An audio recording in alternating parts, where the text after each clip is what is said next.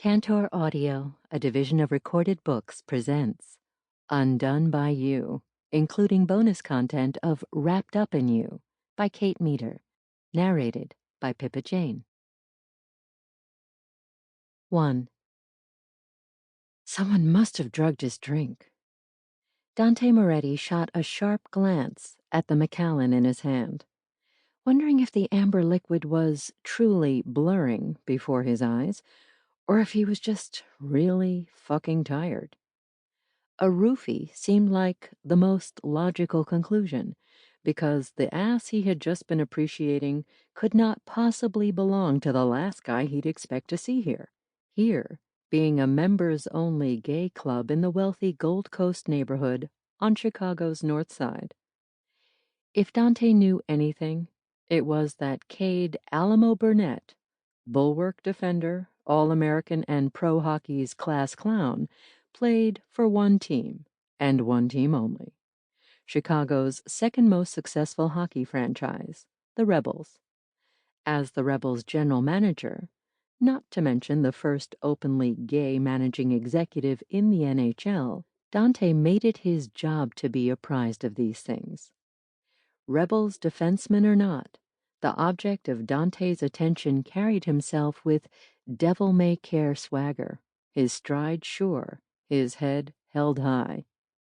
If it truly was Burnett, then he clearly had no problem with the eyes of every guy in the place checking him out, including Dante's. It wouldn't have been the first time Dante had slipped up where Burnett was concerned. Surrounded every day by athletes in tip-top condition, he was fairly immune to the perfect abs, sculpted pecs, and bite-worthy asses. Separating his desires from his work wasn't just advisable, it was necessary. Ogling the players under his authority was a line he would never cross. But Burnett? There was something about the amiable Texan that gave Dante gooseflesh every time he visited the locker room for a pre-game pep talk or a post-game check-in. God knew why, because the man was a polpetto, a total meatball, a hazel-eyed, syrup-talking, built-like-a-tank meatball.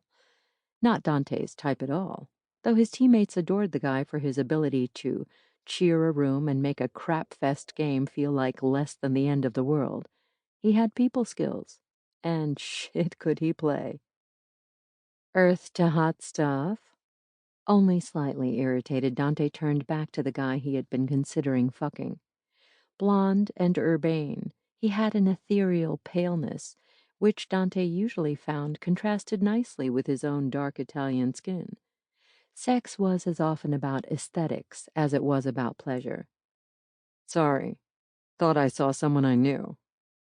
Since you just moved to Chicago 4 weeks ago, that doesn't seem likely, now does it? No, it didn't. This club only allowed entry by recommendation. Hanging out at rowdy gay bars held little interest for Dante. Something quieter and darker suited him, and a discreet, unnamed club in a Gold Coast brownstone fit the bill. Cade Burnett's doppelganger had disappeared into the club's depths, but Dante's discomfort lingered. Taking another sip of his now suspect drink, he half listened to the guy beside him as he droned on about his job. Dealing with idiots who think diversification means add penny stocks. It couldn't be Burnett. It made no sense. Portfolio, blah, blah, global equity funds, blah, blah. Blonde and boring looked up in surprise. Up because Dante had stood suddenly, the itch in his body spreading to his feet. He needed to assure himself that one of his players wasn't about to blow up his career by being caught in a compromising position.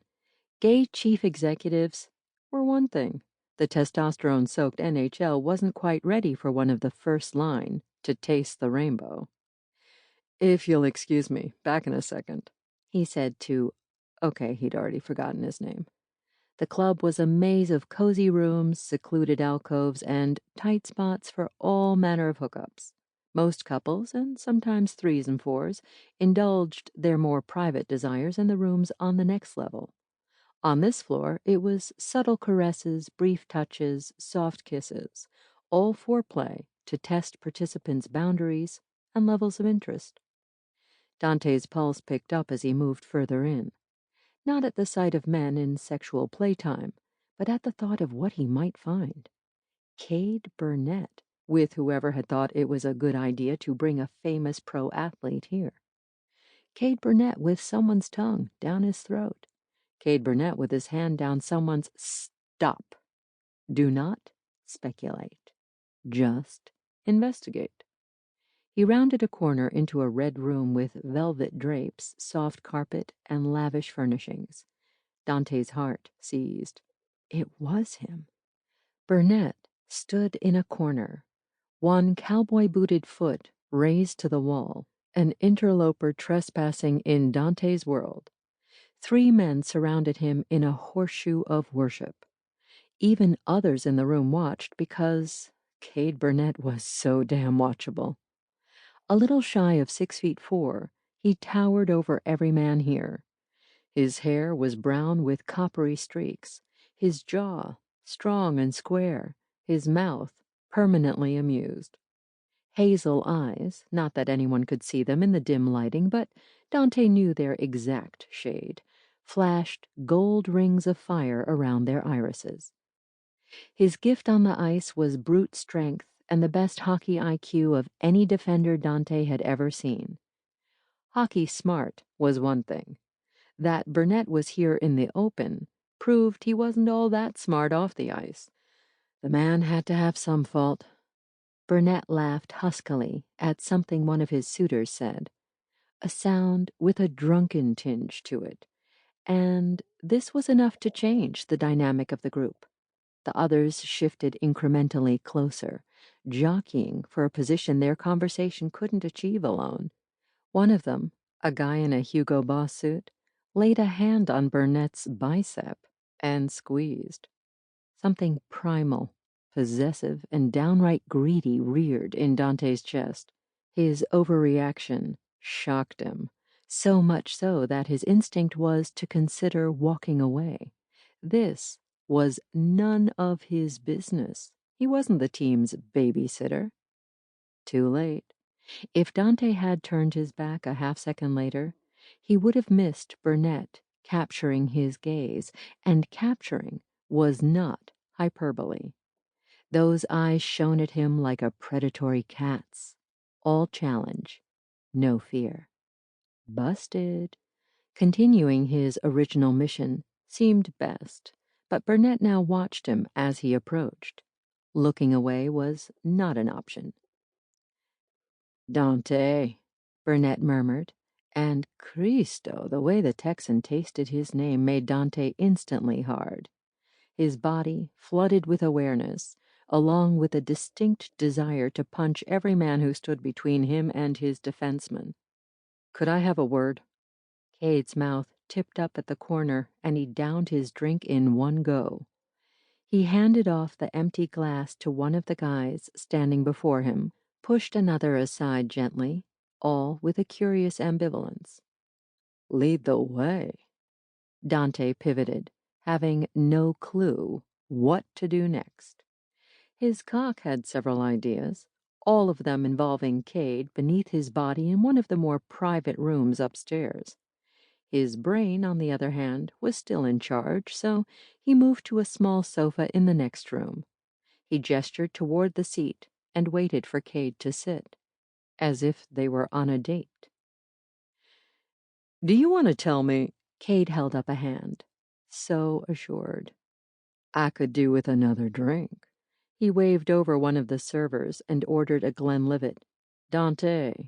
Dante shook his head. Someone had to remain sober here. With the server out of earshot, Cade gave Dante his complete attention. Complete wasn't quite right, though. More like consuming. Dante felt as if he'd been stripped bare, screwed senseless, and shown the door all at the same time. Come here often? Cade asked. Not really. You? A few times. Dante's heart skittered with this new knowledge. No accident that he was here then. We have procedures for this eventuality. Cade narrowed his eyes. Which eventuality is that? An NHL player who'd like to come out. It hasn't happened yet, but every team is waiting for the first. The slightest smile teased Cade's lips. Kind of jumping the gun, aren't you? You're here. Dante added a wave of his hand in case Burnett had somehow forgotten where here was. I'm here, Cade said simply. But there was nothing simple about the intent Dante heard in the words. Crackling energy licked between them, and Dante had the distinct impression that Cade was making some sort of a statement, just not the one Dante had first assumed. He'd analyze that later. Cade threw an arm over the back of the sofa. So what kind of procedures are we talking about? Procedures? You said you have procedures for NHL players who are ready to come out. Dante shook off his unease, glad to be back to more concrete specifics. A PR plan, press statement, ways to handle the inevitable questions. Like how the New York Times prepares obituaries for famous people so they're ready to roll when they kick the bucket. Dante considered this, strangely charmed by the morbid comparison. Well, there isn't a separate one ready to go for each player. We'd tailor our prepared statement with a few personal details. Cade licked his lips, and Dante couldn't take his eyes off the slick, moist stripe that remained behind. With a tilt of his head, the younger man rubbed the dangerously appealing copper-tinted stubble on his chin. He first knew he liked boys when, in the 5th grade, he told his mama he'd like to marry Johnny Sanderson, that kind of thing. This was said with shocking equanimity, displaying a subtle humor Dante would never have attributed to a one-note clown like Cade Burnett. The guy was always so obvious. Cade, having your photo taken in a private club that caters to men hooking up with other men is probably not the best way to announce to the world that you're gay. Dante looked around, assessing the interest of other patrons. Conclusion? Plenty.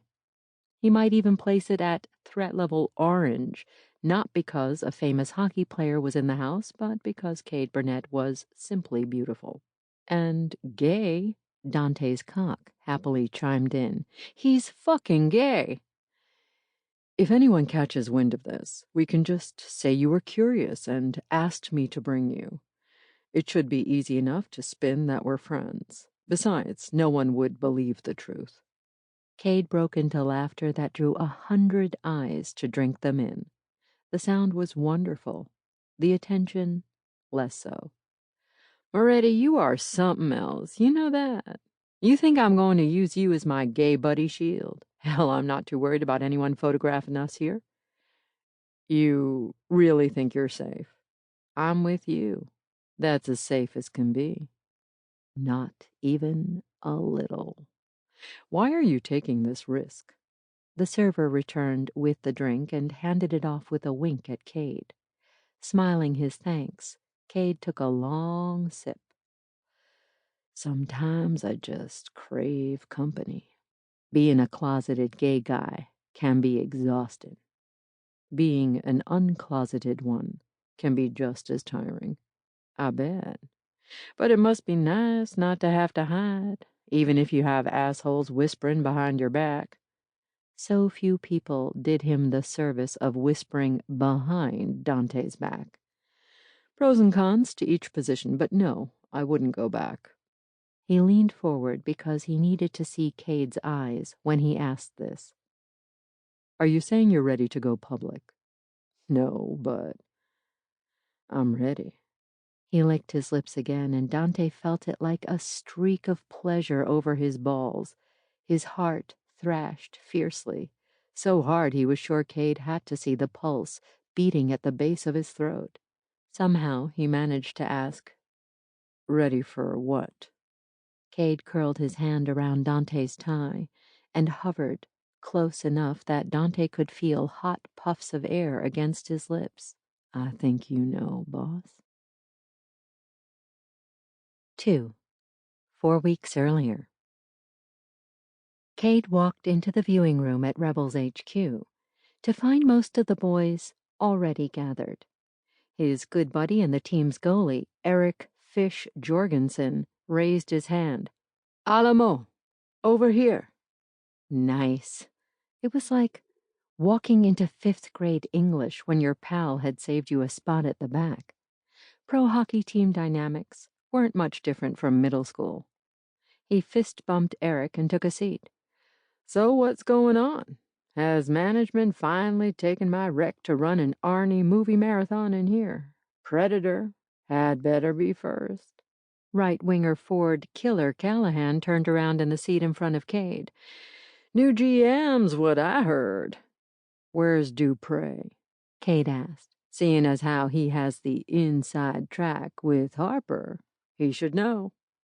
Harper Chase, along with her sisters, was 1/3 owner of the Rebels, and had recently fallen head over very high heels for their center, Remy Dupre.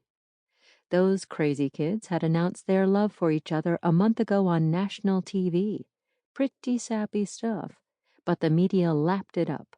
And now the Rebels, formerly the shit stain on the league, were getting even more attention than usual. Speaking of the Louisianan devil himself, in walked Remy with a big grin on his face, closely followed by Harper.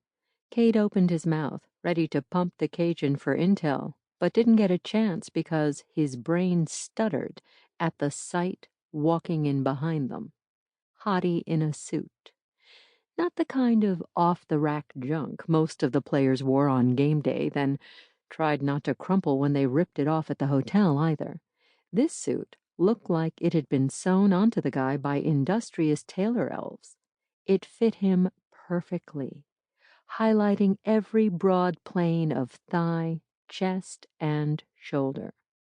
Completing the look was a vest with a draped gold chain for a pocket watch? Cade moved above the neck, drinking in the details. Hot suit, hotter guy.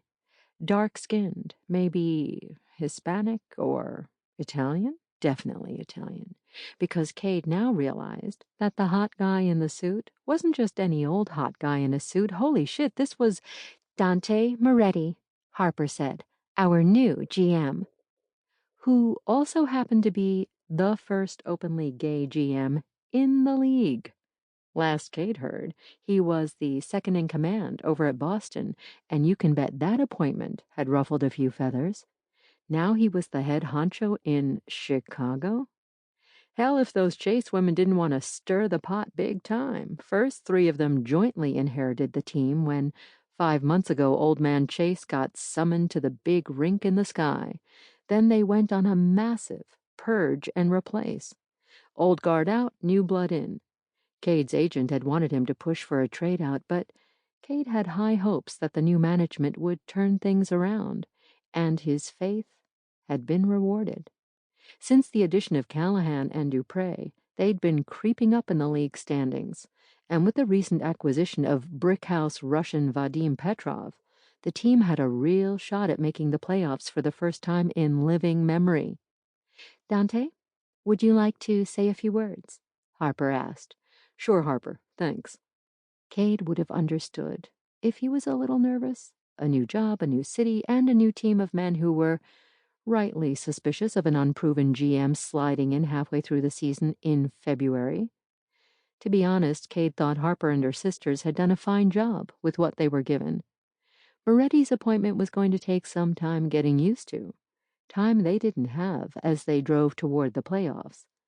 But Cade would say one thing for their new chief. The guy knew how to hold a room. His steel-eyed gaze took inventory of the players, and during the extra-charged beats before he spoke, Cade took inventory of the man right back.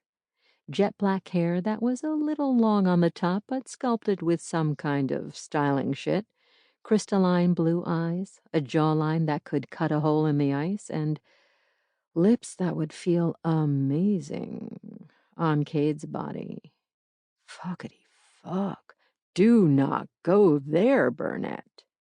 You could have heard a fart through Jorgensen's goaltender padding. Finally, Moretti spoke. My father was an Italian immigrant who loved football, or soccer, as we say here. He didn't understand hockey, didn't appreciate why I wanted to play. Said it was too fast, had no grace, couldn't compare to the beautiful game. We've all been there. Someone we know or love doesn't get it. Moretti had played hockey for a few years over a decade ago before he tore up his knee. A defenseman like Cade, known as the Beast. Cade had been a big fan of Moretti's when he was a kid. Even had a poster of him on his bedroom wall, and yeah, you bet that poster had both overseen and fueled plenty of erotic fantasies under his comforter. He appreciated how Dante slipped in that reference to his player days. I might like cock, but I'm just like you. I have been where you are now. It was a canny move. Dante did another sweep of the room, and for one heart-stopping moment, he focused all that thrilling energy on Cade. Blood surged through Cade's veins, the stirrings of a semi in his sweats. It felt like Moretti was speaking directly to him, about him. Cade's father, a college football coach, initially hadn't understood why Cade would choose ice over the gridiron. You're Texan, son. Here we worship big tits, a vengeful God, and the almighty pigskin. Dante lifted that heady gaze from Cade and sent it out in a general arc over the team. But we get it. Everyone here understands that this isn't just life and death. It's more important than that. The last few years have been lean in Chicago.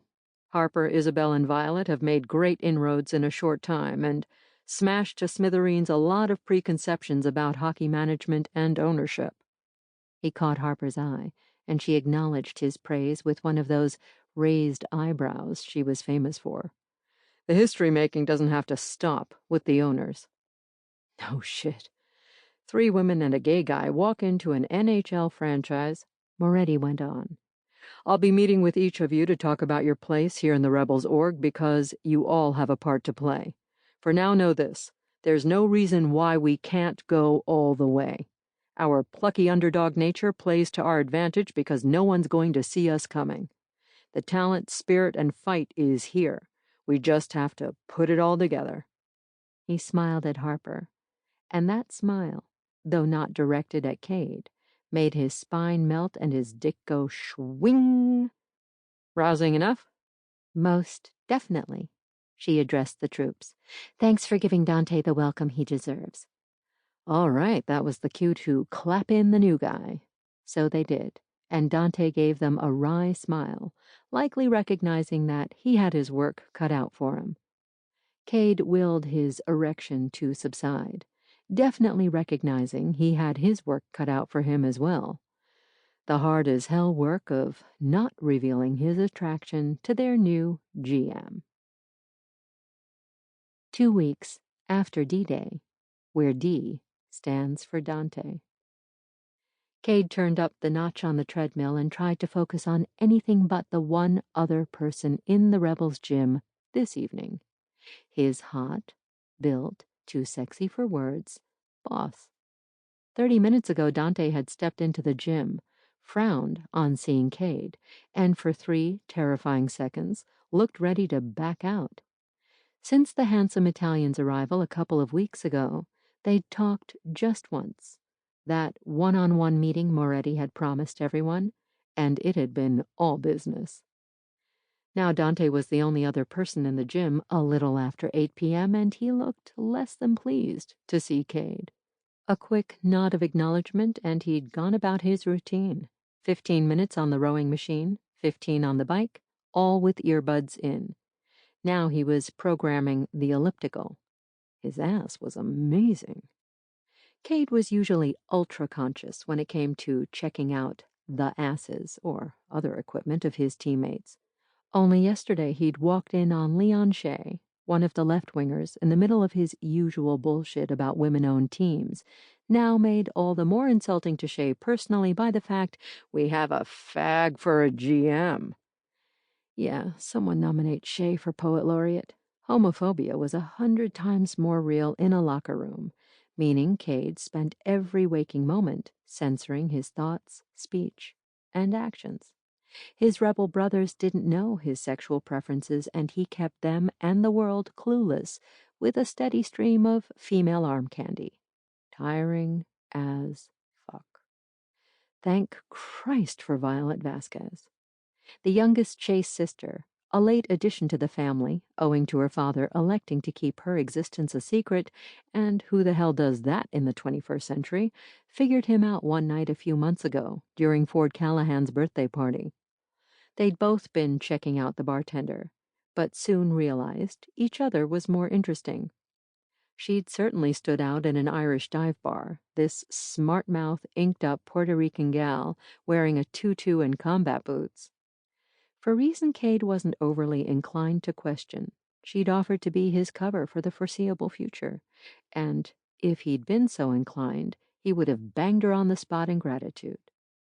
Back to the guy he'd bang on the spot if he wasn't ever so slightly worried about getting his brilliant disguise as a famous, eligible, heterosexual athlete blown. Black shorts hugged Dante's ass with all the love that shorts had in their power to give. Tree trunk thighs tapered to strong calves. Hairy, too, owing to the man's Italian genes, Cade supposed. He loved a guy with a mat of hair on his chest, and he'd bet Dante had a pelt. He could already feel it on his cheek, how soft and springy it would be as he worked his way down those taut blocks leading to his goodie trail. Screw this. He ended the treadmill program and headed over to the elliptical. Dante was still playing around with the panel. "Hey," Cade said. Nothing. Right. He was listening to music at a pretty high volume, with some chick bellowing her lungs out. Sounded like opera. Shudder, which, like those designer suits, didn't fit the image Dante used to present back in his playing days. The beast had been a brawler, a total goon. If he wasn't starting a fight on the ice, he was finishing one. Cade touched Dante's back.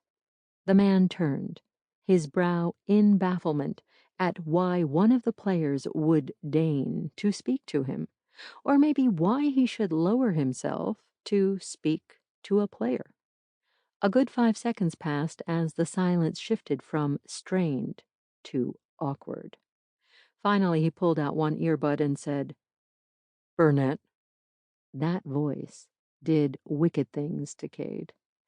"Hey, so I'm heading out soon, and I'd love to buy you a drink, maybe talk you into a hand job. I wondered if you'd spot me on the weights, just 10 or so reps." More staring, followed by more tense moments of Cade wishing the ground would open up beneath his feet and drag him to hell along with all the sports equipment. Dante finally made what must have been a crazy difficult decision. "Well, I'd hate to have your asphyxiation on my conscience." A joke? A joke! Cade laughed, but because it was 2 seconds too late, he came off as a dimwit. The look Dante gave him concurred. Walking away, Cade wished he'd never opened his mouth, but it was too late now, so he loaded up the weights on the bar and lay out on the bench. "Ready when you are," Dante said, his voice soothing from above in a way that was not so soothing to Cade's balls. Was he out of his mind? A stiffy was most definitely in his future, and then Dante would be left in no doubt that Cade was an idiot. A slow-witted, chubby-popping, drooling over his boss idiot. If it came to that, Cade would let the weights slip and crush his larynx. Exit strategy for the win. He did 10 reps, with Dante watching him intently. That focus was a major turn-on. Is that how he'd look while he lay over him, his body buried to the hilt inside Cade? Would those ice-blue eyes change color when Cade dug his fingertips into his ass, urging him to go harder, deeper, all the ers?